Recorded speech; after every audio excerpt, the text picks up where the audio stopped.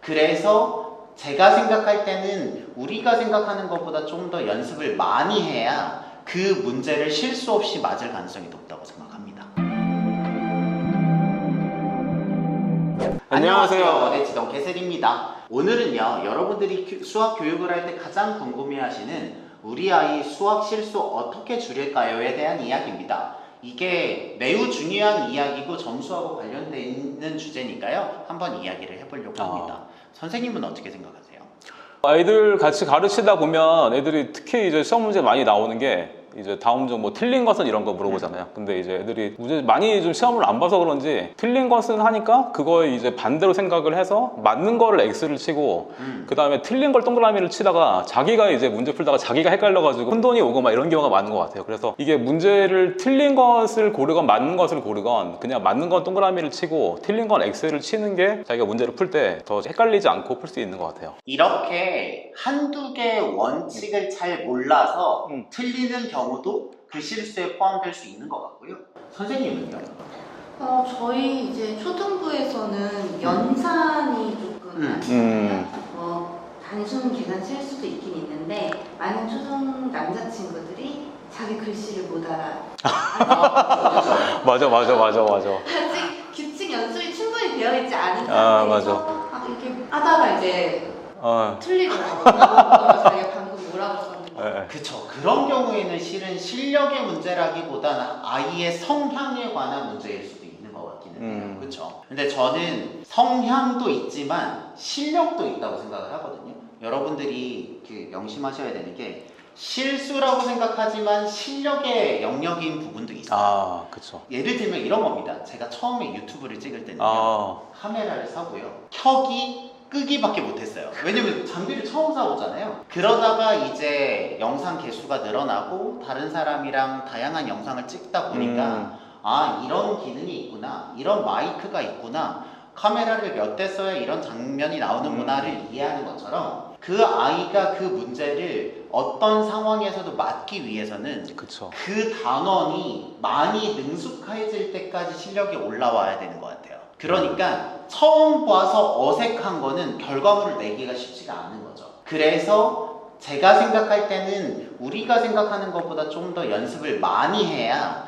그 문제를 실수 없이 맞을 가능성이 높다고 생각합니다. 그러니까 사실 이게 그 애들이 많이 틀리는 함정 문제가 있는데 사실 새로운 문제를 개발하기가 쉽지가 않거든요. 그렇죠. 그러니까 그런 문제들이 다 쌓여 있는데 그거를 충분히 다 소화를 해내고 풀어내야지만 시험 볼 때 풀 수 있는 것 같아요. 사실 그게 실수라고 생각을 하지만 실수가 아닌 게 맞는 거죠. 근데 이 실수와 실력에 대한 부분인데 아이들이 실수라고 오해하는 경우가 하나 있을 것 같아요. 그러니까 사실은 수학에서 개념이 가장 단순하면서도 제일 중요한 거잖아요. 그쵸. 근데 그거를 놓치는 경우들이 있어요. 그래서 이거 하나인데 뭐 부등호 하나 빠졌는데 그쵸. 차수 하나 잠깐 이거 영 하나 빠졌는데 맞아. 확인한다든지. 근데 사실 그게 제일 중요한 거잖아요. 그쵸. 예를 들어서 뭐 연립부등식 같은 경우는 조금 이제 어려워져가지고 이제 고1 과정으로 넘어가긴 했는데 굉장히 시험이 많이 나왔던 게 뭐 자연수일 조건을 구해라 해서 등호가 들어가는지 안 들어가는지 판단하고 있잖아요. 맞아요. 그런 거 굉장히 중요하잖아요. 그래서 그런 게 사실은 실수가 아닌 거죠. 그렇죠. 그렇기 때문에 저희들이 봤을 때는 실수라고 하는 부분의 상당수는 실력의 영역인 부분이 있다 라는 얘기를 하고 싶고, 저는 반대편에는 아까 전에 말씀하신 것처럼 성향의 문제도 있기는 한 것 같아요. 그쵸. 확실히 까탈스럽고 따지기를 좋아하는 꼼꼼한 학생이 실수를 안 해요. 그건 맞고, 성격이 좋고 좋은 게 좋다고 하는 친구들이 실수를 할 가능성이 높기도 합니다. 그렇기 때문에 실제로 부모님들이 이 실수를 실력과 성향 사이에서 고민을 하시는 것 같거든요. 물론 실수의 영역도 있지만 성향의 영역도 있기 때문에 그 부분도 조금은 감안해 주시면 좋겠다라는 생각은 조금 있습니다. 고3 같은 경우 생각을 하면 이제 수리 영역에서 30문제당 100분 동안 시험을 보는데요. 절대 수리 영역에서 시간이 모자르진 않거든요. 왜냐하면 한 문제 3분 정도 꼴이기 때문에 아이들이 중학교 1학년 때 자유학년제로 해서 시험을 안 보다가 이제 중2 때 처음 이제 시험을 보게 되는데 25문제 정도를 45분 동안 이제 시험을 보잖아요.